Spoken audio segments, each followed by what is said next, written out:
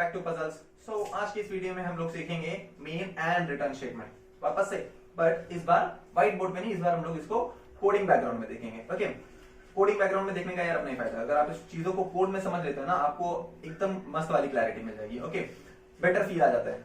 Okay, कहने का मतलब सबसे पहले मैं कोड करूंगा सी में, उसके बाद एक वीडियो रहेगा जावा के ऊपर।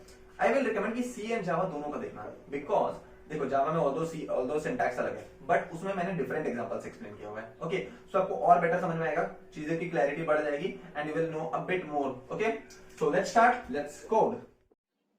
तो सबसे देखो, पहले तो बता देना चाहता हूँ कि जो भी इसमें भी प्रोग्राम लिखूंगा, हो सकता है आप लोगों के दिमाग में कुछ भी ना जाए, हो सकता है कुछ कुछ चला जाए, बेसिक चीजें चली जाएंगी, बट अगर ऐसा कुछ भी लिखा जो समझाने के लिए जो ना जाए, डोंट गेट पैनिक। हाँ, कि ऐसा तो बताया नहीं है, ऐसा तो समझ में नहीं आएगा, समझा दिया जाएगा। बस समझने के लिए मैं हो सकता है कुछ कॉम्प्लेक्स कोड लिख दूं। I will try not to. Okay, so let us first write comments and all, discuss the comments and all in C. Okay, so देखो सी में अगर आपको कुछ भी लिखना है तो सबसे पहले क्या करना होता है, हेडर फाइल इंक्लूड करनी होती है। कौन सी header file? Hash include stdio.h, hash include stdio.h। Okay, this is it. अब उसके बाद क्या, देखो ये एक ऐसी फाइल है जो मैंने बताया था पिछले वीडियोस में कि इनपुट आउटपुट में मदद करती है। मैं इसको भी दिखाऊंगा कि अगर इसको इंक्लूड नहीं करेंगे तो क्या होगा। इसके बाद मेरे हम लोगों को क्या लिखते हैं, इसके बाद लिखा जाता है इंट मेन। ठीक है, मैं अभी इसमें प्री प्रोसेसर का भी यूज दिखाऊंगा। फिलहाल हम लोग प्री प्रोसेसर सॉरी फिलहाल हम लोग मैं इसमें मैक्रो का यूज दिखाऊंगा। फिलहाल हम लोग मैक्रो बिना यूज किए काम चलेंगे। हाँ, तो देखो इंट मेन, उसके बाद क्या, सपोज कि मैं I think let us add two numbers. Okay, तो चलो इंट a लेते हैं, कॉमा b लेते हैं, कॉमा c लेते हैं। ठीक है, मैं क्या कर रहा हूँ कि एक नंबर को जैसे कि a इक्वल्स टू 3 ले लो, एक काम करो, a इक्वल्स टू 3 ले लो, let us say take b is equal to 4। हाँ, एंड c में मैं ऐड करके रखूंगा a प्लस b की वैल्यू। ठीक है, चलो अब देखो, ये जो सबसे पहला मैंने लाइन लिखा है इसको कहते हैं हम लोग हेडर फाइल। ओके, और भी कई सारी हेडर फाइल्स होती हैं, लेकिन मेरे को फिलहाल उसकी जरूरत नहीं है तो मैं नहीं लिखूंगा। प्रोग्राम क्या होता है? C, this is a set of instruction, है ना। ये मैं कंप्यूटर को क्या कह रहा हूँ, मैं अपने प्रोग्रामिंग लैंग्वेज को क्या कह रहा हूँ, just add the values of A and B and store it in C, है ना। Add the values of A and B and what is the result, get that result. मतलब ए और B की वैल्यू का जो भी result आएगा ए और बी को ऐड करने के बाद, उसको तुम सी में स्टोर कर दो, है ना। तो ये मेरा एक प्रोग्राम हो गया, ये एक छोटा सा प्रोग्राम का एग्जांपल है। अब अगर आप यहाँ पे कुछ भी लिख दोगे ना, c is equal to a, let us write d is equal to a multiplied by b, है ना। Even this is the program. आपने एक चीज नोटिस किया होगा कि मैंने यहाँ पे सेमीकोलन डाला है, मैंने यहाँ पर भी सेमीकोलन डाला है, मैंने यहाँ ब्रैकेट डाला है ना। मैंने यहाँ भी एक अलग टाइप का ब्रैकेट है, क्यों?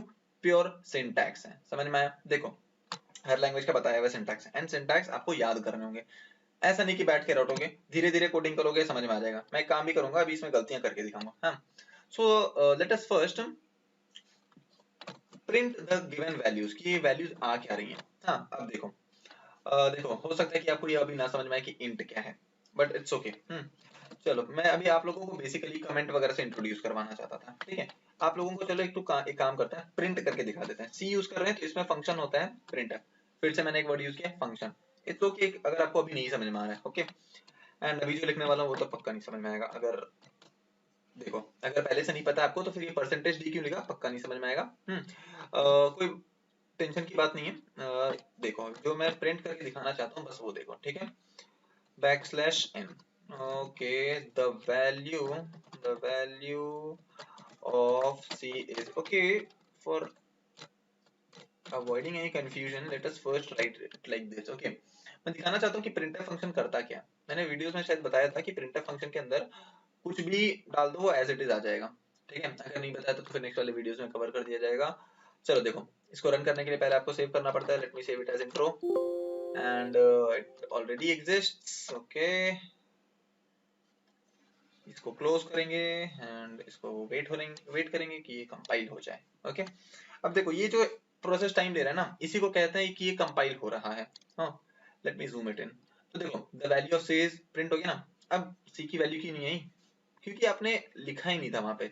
सिर्फ इतना लिख देने से नहीं होता है, कुछ वैल्यू सी की जो है ना, प्रिंट करने का भी तरीका होता है।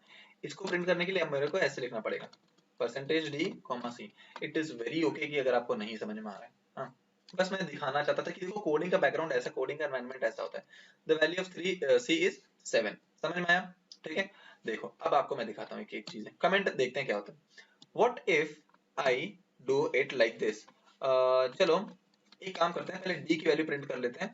हाँ, मैं आप लोगों को दिखाता हूँ कि डी की वैल्यू पहले प्रिंट करते हैं, फिर देखो क्या एक चीज होता है। यहाँ पे डी करो एंड उसके बाद यहाँ पर भी डी कर दो। अब जैसे डी की वैल्यू प्रिंट हो जानी चाहिए था, 3 इंटू 4 12 हो जाना चाहिए था। हुआ है। एक काम करते हैं, ये जो लाइन है ना, लाइन नंबर 8, इसको थोड़ा जूम आउट कर दें क्या।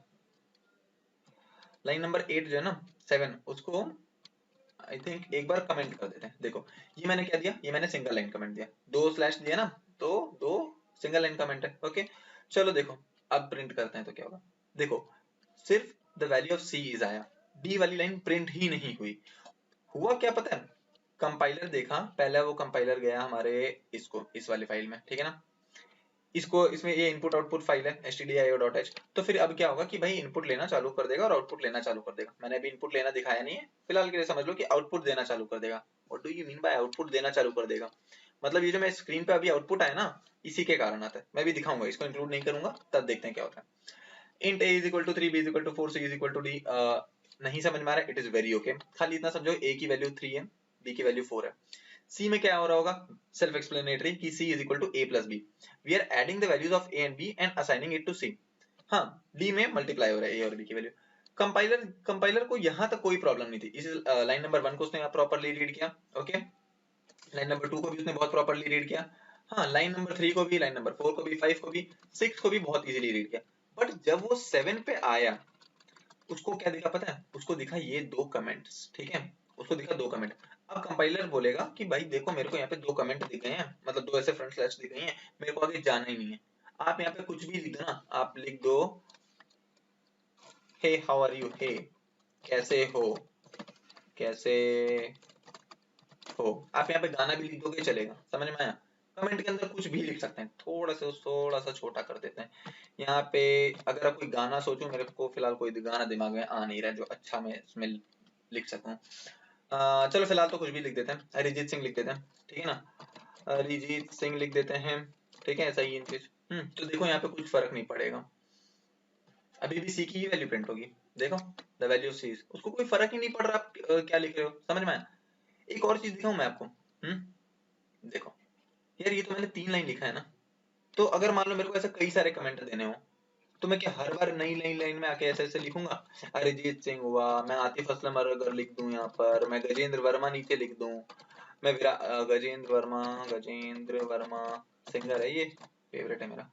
चलो इसके नीचे मैं विराट कोहली लिख दूं, मैं सचिन तेंदुलकर कुछ भी लिख दूं, विराट कोहली, इसके नीचे मैं लिख दूं ब्लीड ब्लू, ठीक है, इसके नीचे मैं कुछ भी लिख दूं, क्यूटेन मॉर्गन, ठीक है, जीईएन होता है गेस, यस।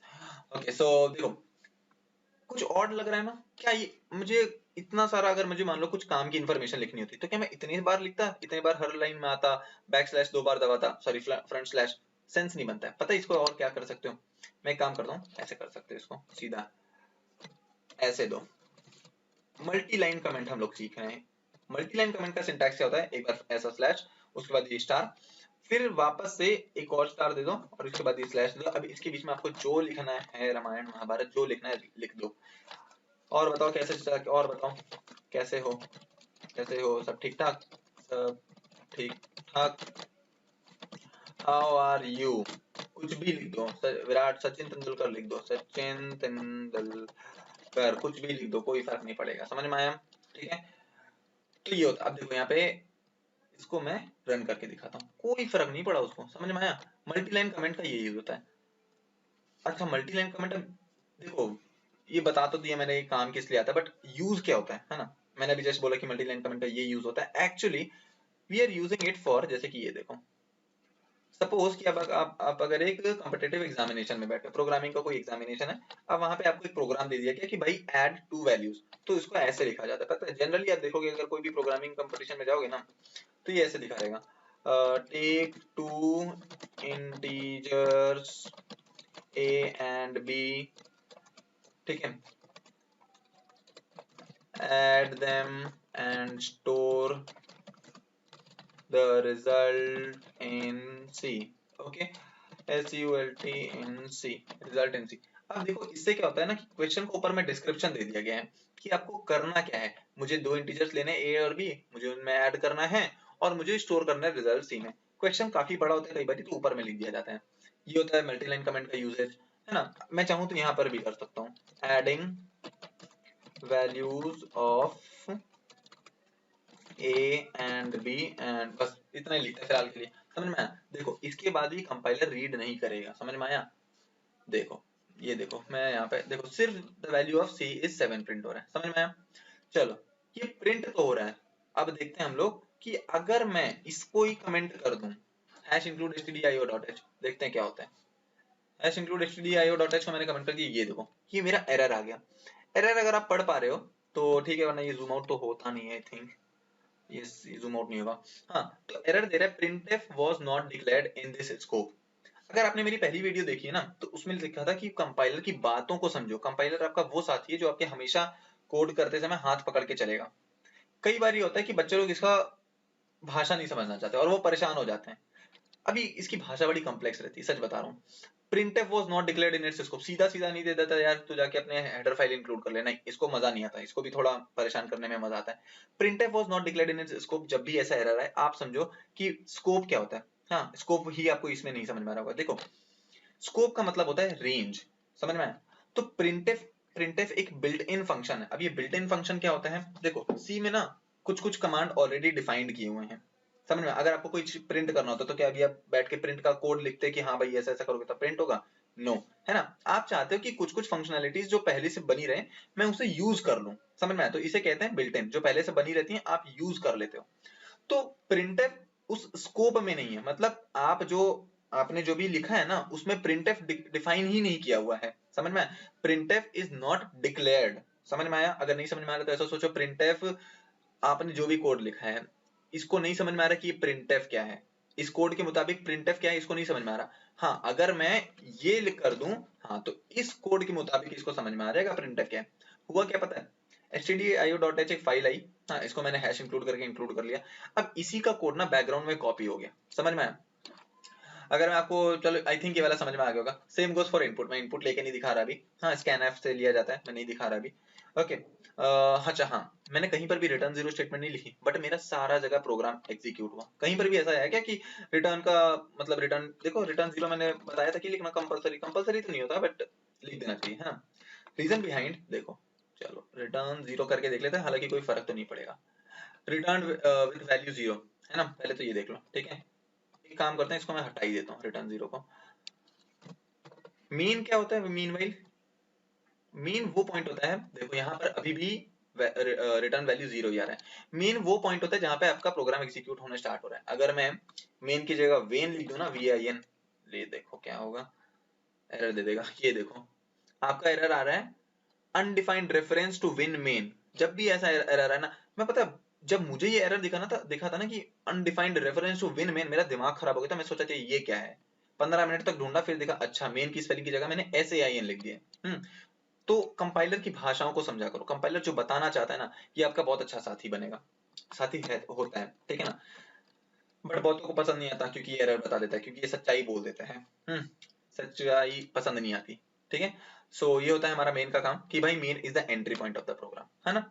तो चलो इनफैक्ट अगर आपको प्रूव करना है ना कि entry point of the program है, चलो मैं यहीं पे लिख देता हूँ, प्रिंट करते हैं क्या ये एंट्री पॉइंट है, is this the entry point, लिखते हैं देखो, is this the entry point. देखना ये या ना प्रिंट ही नहीं होगा, ठीक है। और दिस वन, इसको यहाँ पे printf करते हैं, printf no, this is a typing error, this is okay। चलो अब मैं इसको यहाँ पर प्रिंट कर देता हूँ, ये देखो क्या होता है। देखो एरर आ गया, समझ में आ रहा है? एरर आ गया और कह रहा है कि अनएक्सपेक्टेड कंस्ट्रक्टर डिस्ट्रक्टर और type of conversion before something bracket है टोकन। अभी देखो ये एरर तो आपको बिल्कुल नहीं समझ में आएगा, कंस्ट्रक्टर डिस्ट्रक्टर क्या क्या वर्ड यूज कर दिया उसने, ठीक है ना। देखो तो इससे मैं ये समझाना चाहता हूँ कि भाई देखो ऊपर में आप हैश इंट मेन के अगर आप ऊपर कुछ भी लिख रहे हो, जो हेडर फाइल नहीं है और जो मैक्रो नहीं है, ये काम ही नहीं करेगा। या तो आप इसको कमेंट कर दो तो काम करना चालू कर देगा, क्योंकि ये एंट्री पॉइंट ही नहीं है प्रोग्राम का। प्रोग्राम का एंट्री पॉइंट यहाँ से है। एंड एक और चीज मैं बताऊं, चलो एक और चीज दिखाते हैं। ये देखो, नो दिस इज प्रिंट हुआ है ना, होप दिख रहा होगा, नो दिस इज प्रिंट हुआ है and the value of C7 print हुआ है। समझ में आया? एक और चीज मैं आपको बताना चाहता था, दैट इज कि मेन हो गया, entry point of the program हो गया। रिटर्न जीरो का मैं काम बता रहा था कि देखो, हाँ, तो मैं रिटर्न जीरो का काम बता रहा था कि रिटर्न इज दैट पॉइंट जहां पे आपका प्रोग्राम एंड हो जाता है। मतलब देखो, आप सामान लेने जाओगे, आप लेकर वापस रिटर्न आते हो ना, तो आपका कंट्रोल जो है रिटर्न स्टेटमेंट को देखने के बाद वापस अपने घर लौट जाता है। उसका घर कहाँ है? Main function. समझ में? अब देखो, इसके नीचे मैं दिखा देता हूँ कि भाई कैसे ये, मतलब क्यों इसको बोला जाता है कि ये, मतलब स्टॉप टर्मिनेटिंग पॉइंट बोल सकते हो यार। अगर मेन को एंट्री पॉइंट बोल रहे हो तो इसको टर्मिनेटिंग पॉइंट बोल दो। Terminate, let us print a message, okay. Terminate, terminated, चलो टर्मिनेटेड प्रिंट करते हैं, देखते हैं होता क्या है। ठीक है ना? मैं लेट्स सी, देखो कुछ भी नहीं हुआ, एरर नहीं आएगा, बट कुछ भी नहीं होगा। देख रहे हो, द वैल्यू ऑफ C7 हिसाब से प्रिंटफ को तो प्रिंट कर देना चाहिए था ना। एक बार के लिए जान लो, अगर आपको नहीं समझ में आना ना कि प्रिंटफ क्यों प्रिंट कर रहा है, बस एक फंक्शन है जो कि प्रिंट करने में हेल्प करता है, बस। समझ में? आपको खाना बनाना है तो आप बैठ के घर में, आपको भूख लगी, खाना खाना है, तो आप बैठ के घर से खाना निकालोगे, हाँ, बैठ के बनाओगे नहीं। और अगर नहीं बना हुआ है तो फिर आप बना लोगे, ऐसा नहीं कि पहले गैस खरीदने जाओगे, नहीं, गैस घर में रहती है ना। ठीक है? तो ऐसा होता है, ये होता है सीन। ठीक है ना? तो प्रिंट इसके नीचे मतलब कुछ भी नहीं रहेगा। एक चीज और दिखाना चाहता हूँ, रिटर्न जीरो की जगह मैं कर दूंगा इसको 9। लेट्स सी क्या आ रहा है, विद वैल्यू रिटर्न 9। कोई फर्क नहीं पड़ता, बस वहां पे इंटीजर होना चाहिए। मैं -1 करने जा रहा हूँ। बट यार अभी तक मेरे को समझ में नहीं आया यार, रिटर्न तो मैंने तो डाला ही नहीं, बट ये रिटर्न क्यों हो जा रहा है? मतलब काम ही नहीं करना चाहिए हिसाब से तो, है ना? देखो यार, ऐसा है कि सी के डेवलपर्स ने, ऐसे कोई भी प्रोग्राम बनता है ना, हम लोग जो देखो, रिटर्न विद वैल्यू, अच्छा ये गार्बेज वैल्यू प्रिंट हो रही है, -1 नहीं प्रिंट हो रहा है। गार्बेज वैल्यू क्या होता है? आई थिंक अभी आपको नहीं समझ में आएगा, इट्स ओके, मैं फर्दर वीडियोस में डिस्कस कर दे रहा हूँ। पहले ये समझ लेते हैं कि क्या बता रहा था, मैं भूल ही गया। हाँ, कि रिटर्न जीरो नहीं लिखने से भी काम क्यों हो जा रहा है। देखो यार, हम लोग जो यूजर लोग हैं को बहुत कॉमन कॉमन मिस्टेक करते हैं। जैसे कि कोई भी बिगिनर होगा, वो सबसे कॉमन मिस्टेक क्या कर सकता है? वो सबसे कॉमन मिस्टेक करेगा यार, जैसे रिटर्न का स्टेटमेंट डालना भूल जाएगा। मैंने भी नहीं डाला था। तो सी के डेवलपर्स ने क्या किया ना कि अगर तुमने नहीं डाला है, बाय डिफॉल्ट वो रिटर्न स्टेटमेंट डाल देते हैं मेन फंक्शन में। समझ में आया? आपको कई भी ऐसे छोटे छोटे फंक्शन दिख जाएंगे जहां पर रिटर्न स्टेटमेंट ऑलरेडी नहीं भी दोगे ना तो काम हो जाएगा। समझ में आया? तो बट ये सब मेन फंक्शन में जनरली होता है कि क्या होता है कि वो लोग मतलब ऐसा डिजाइन कर दिए प्रोग्राम कि अगर रिटर्न जीरो आप नहीं भी डाल रहे हो तो आपका प्रोग्राम काम करेगा। समझ में आया? ये होता है हमारा रिटर्न का काम। It is a good practice की कर दो, वरना हैबिट पड़ जाएगी ना तो फिर बेकार बात हो जाता है। ठीक है, फिलहाल के लिए मैं इसको जीरो ही डाल दे रहा हूँ। एंड जीरो क्यों यूज करते हैं? Because it is a convention, सदियों से चला आ रहा है zero, that's it, that is it. I think comment बता दिया, मेन बता दिया। ये हो गया। अच्छा हाँ, चलो एक और चीज, प्री प्रोसेसर रह गया था, सॉरी, मैक्रो रह गया था। ओके, जावा वाला पार्ट, जावा वाले जो है वो, मतलब जावा के लिए जो पब्लिक स्टैटिक वॉइड में लिखते हैं वो मैं जावा वाले दूसरे वीडियो में कवर कर दूंगा। फिलहाल इसमें मैं सी के लिए कवर करता हूँ। ओके, जावा एंड C++ उसमें रहेगा। सो देखो, मैं क्या करता हूँ, hash define macro, sorry hash define pi को ही लिख देता हूँ। पाई 3.14, मुझे नहीं पता एग्जैक्ट वैल्यू क्या होती है, 3.141414 होता है या 3.14782 कुछ ऐसा होता है। मैं ऐसे ही रैंडम वैल्यूज लिख दे रहा हूँ। यार अगर आप सोचो कि आपको इतनी बड़ी वैल्यू यूज करनी होती है कहीं पर, है ना, थोड़ा कम करते हैं, अगर आपको इतनी बड़ी वैल्यू यूज करनी होती, यूज कर पाते हैं? मतलब बार बार बैठ के लिखते क्या? नहीं लिख पाते, है ना? दिखाऊं कैसे? सबको एरिया ऑफ सर्कल पता है? अगर नहीं पता तो जान लो, पाई आर स्क्वायर होता है ना? तो एक काम करते हैं, a = 3 नहीं लेते हैं, r ले लेते हैं सबसे अच्छा। ठीक है ना? एंड इतने बचे पार्ट को कमेंट कर देंगे, अभी काम नहीं है एक्चुअली, अभी इसको समझना नहीं है। ठीक है, चलो, r की वैल्यू 3, मैं क्या कर रहा हूँ, इंट एरिया ले लेते हैं। ठीक है, आपको इंट क्यों लिख रहा है शायद नहीं समझ में, very fine. Okay, area equals to pi multiplied by, ओ बहुत ही घटिया वैल्यू आएगी। एक काम करो ना, इसको पहले छोटा ही वैल्यू ले लो, pi multiplied by R multiplied by R. ठीक है, प्रिंट पाई प्रिंट कर देते हैं। चलो सीधा लिखते हैं area, okay, area is %d, area. ठीक है ना? मैं इसमें यही नहीं बता रहा कि इनपुट कैसे लेते हैं, उसके लिए मैं दिखा दूंगा। अच्छा देखो, कंपाइलर कितना अच्छा है, कंपाइलर इतना अच्छा है कि उसने पहली बात तो मुझे बता दिया कि मेरे सिंटैक्स क्या करती थी। मैंने पिछले वीडियोस में बताया था ना कि कंपाइलर हमें सिर्फ सिंटैक्स एरर बताता है। ये देखो, अगर आप ये एरर पढ़ पा रहे हो ना, तो नहीं पढ़ पा रहे हो तो मैं रीड कर दे रहा हूँ। एक्सपेक्टेड सेमीकोलन बिफोर वो सेकंड वाला ब्रैकेट उसके बाद टोकन। सेकंड वाला ब्रैकेट मतलब ये वाला जो ब्रैकेट है, ओहो नीचे नहीं जा रहा, हाँ ये वाला जो ब्रैकेट है, कह रहा है कि इसके पहले, किसके पहले, इसके पहले वो सेमीकोलन एक्सपेक्ट कर रहा था। इसके पहले क्या लाइन है, इसके पहले कमेंट वगैरह देखना ही नहीं है, ठीक है ना, कमेंट वगैरह मैं हटा ही देता हूँ, ठीक है ना। तो इसके पहले वो सेमीकोलन एक्सपेक्ट कर रहे थे, मतलब यहाँ पे मैंने सिंटैक्स एरर किया।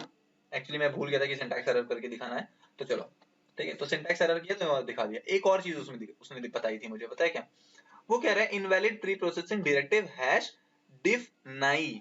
मैंने पता है क्या किया वहां पे, मैंने स्पेलिंग मिस्टेक कर दी है। तो कंपाइलर आपको इतना अच्छा है, बस यार भाषा समझने की कोशिश किया करो। एंड पता है कंपाइलर का भाषा स्टार्टिंग में तो ऑब्वियसली नहीं समझ में आएगा। एक वेबसाइट होती है स्टैक ओवरफ्लो नाम की, उठा के उसको एरर को कॉपी पेस्ट कर दो, वो आपको एक बार में समझा देगा कि यार ये क्यों एरर आ रहा है। उतना भी नहीं करना है, स्टैक ओवरफ्लो वगैरह में नहीं करने का मूड है, उठा के वो एरर कॉपी पेस्ट कर दो गूगल में, आपको एक बार में समझ में आ जाएगा। मोस्ट प्रोबेबली स्टैक ओवरफ्लो का ही पहला लिंक आना चाहिए, है ना, तो वो बता देता है कि हाँ भाई ये एरर आ रहा है।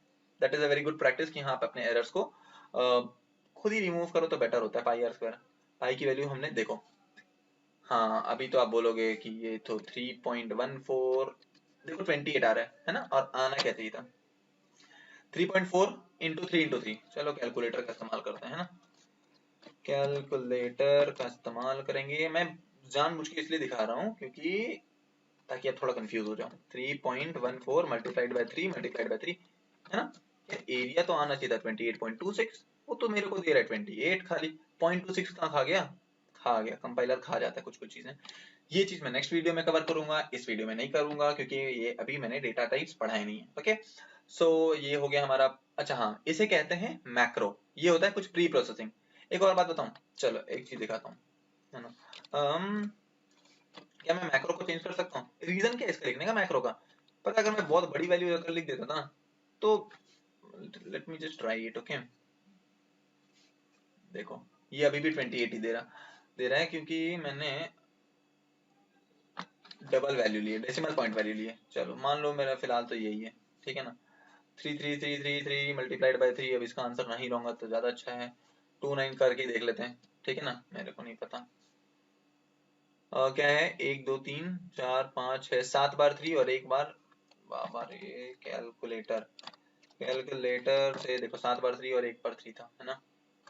1 2 3 4 5 6 7 मल्टीप्लाइड बाय 3, 9999, ये भी वैल्यू नहीं आ रही होगी, एग्जैक्ट वैल्यू ये भी नहीं आ रही होगी, ऐसा अंडरस्टूड। ये भी मैं अभी आपको नहीं बताऊंगा, ठीक है ना।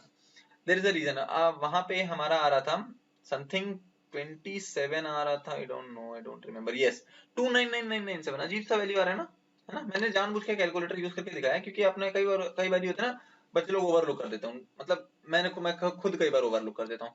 ये भी मैं नेक्स्ट वीडियो में कवर करूंगा, थोड़ा कंफ्यूज होके जाओ यहाँ से, ठीक है, कि भाई इतनी बड़ी वैल्यूज में ये रॉन्ग क्यों आ रहा है, मल्टीप्लाई क्यों, मल्टीप्लाई थोड़ी ना गलत कर रहा होगा, या फिर अगर गलत कर भी रहा है तो क्या रीजन क्या है, ठीक है। मैं एक काम करता हूँ यहाँ पे, मैं पाई की वैल्यू को चेंज करता हूँ, पाई इज इक्वल टू मैं 5 लिखता हूँ, एंड इसको देखते हैं क्या आएगा। देखो आ रहा है I value required as left operand of assignment, बोल रहा है कि भाई लो मैं इंट भी डाल दे रहा हूँ। देखो ये देखो, हाँ ये मैं दिखाना चाहता था कि expected unqualified ID numeric constant, मतलब भाई तुमने ऊपर डिफाइन कर रखा है in the expansion of macro pi, तुमने पाई नाम का चीज ऊपर में डिफाइन कर रखा है, तुम्हें इसको वो नहीं चेंज नहीं कर सकते हो तुम। तो मतलब कहने का मतलब कि अगर तुमने ऊपर में 3 डिफाइन किया ना, आके चेंज नहीं कर पाओगे। आप पूछोगे फायदा, बहुत बड़ा फायदा होता है। अभी तो मैं बता नहीं सकता कि, जैसे अभी तो मैं इसको करके दिखा नहीं सकता कि ये वाला प्रोग्राम ना कहीं और भी कॉपी किया जा सकता है। कॉपी एज इन मतलब ये प्रोग्राम मैं क्लोज भी कर दूं, फिर मैं चाहूं तो इस प्रोग्राम की मदद से, सपोज यहाँ पे मैं कुछ भी प्रोग्राम लिख रहा हूँ, पिछले वाला प्रोग्राम एक्सेस कर सकता हूँ, ठीक है ना। तो अगर मान लो ऐसा होता था कि मैं यहाँ पर पाई की वैल्यू चेंज कर देता, पूरा प्रोग्राम गड़बड़ हो गया मेरा तो, क्योंकि भाई मेरे को जो मेन फाइल है उसमें तो चेंज करना नहीं है कि नहीं। तो इन सब में चेंज कर दोगे ना, इन सब बेसिकली इस कंसेप्ट को बोलते हैं इनहेरिटेंस, ठीक है ना।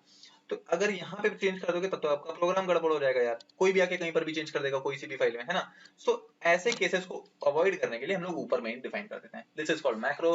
एंड आई थिंक मैंने सबको कवर कर दिया है, जो जो मुझे बताना था, जो जो मुझे लगा था कि हाँ थोड़ा जरूरी है।